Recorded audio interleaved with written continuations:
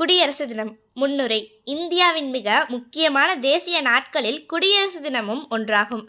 India ஒரு இறையாண்மை கொண்ட சுதந்திரமான ஜனநாயக குடியரசாக உருவான நாளை இது குறிக்கிறது. அதாவது ஜனவரி 26, 1950 அன்று இந்திய அரசியலமைப்பு சட்டம் முழுமையாக நடைமுறைக்கு வந்தது. வரலாற்று பின்னணி. சுதந்திரத்திற்கு பிறகு இந்தியா ஒரு இறையாண்மை உள்ள குடியரசாக மாற டாக்டர் பி.ஆர். அம்பேத்கர் தலைமையிலான வரைவுக்குழு இந்திய அரசியலமைப்பை உருவாக்கியது.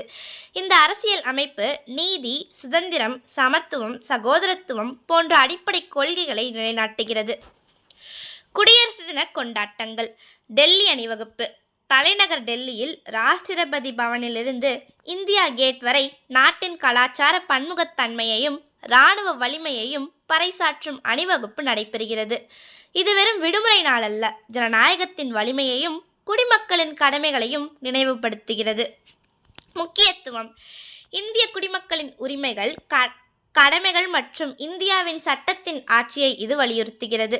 பல்வேறு பின்னணியில் இருந்து வரும் இந்தியர்கள் அனைவரும் சமம் என்ற உணர்வை இது ஏற்படுத்துகிறது. மேலும் நாட்டின் வளர்ச்சிக்கு உழைக்க தூண்டுகிறது. மாணவர்களின் கடமை. மாணவர்கள் இந்த நாளில் அரசியலமைப்பின் மதிப்புகளை பின்பற்றுவதோடு நமது நாட்டின் வளர்ச்சிக்கும் ஒற்றுமைக்கும் உறுதுணையாக இருப்போம் என உறுதிமொழி ஏற்க வேண்டும். தேசத்தின் முன்னேற்றத்திற்காக உழைப்பது ஒவ்வொரு இந்திய குடிமகனின் கடமையாகும். முடிவுரை. குடியரசு தினம் நம் நாட்டின் தியாகங்களையும் ஜனநாயக விழுமியங்களையும் கலாச்சாரத்தையும் போற்றும் ஒரு நாள். இது நம் அனைவரையும் நாட்டின் முன்னேற்றத்திற்கும் ஒற்றுமைக்கும் பங்களிக்க ஊக்குவிக்கிறது.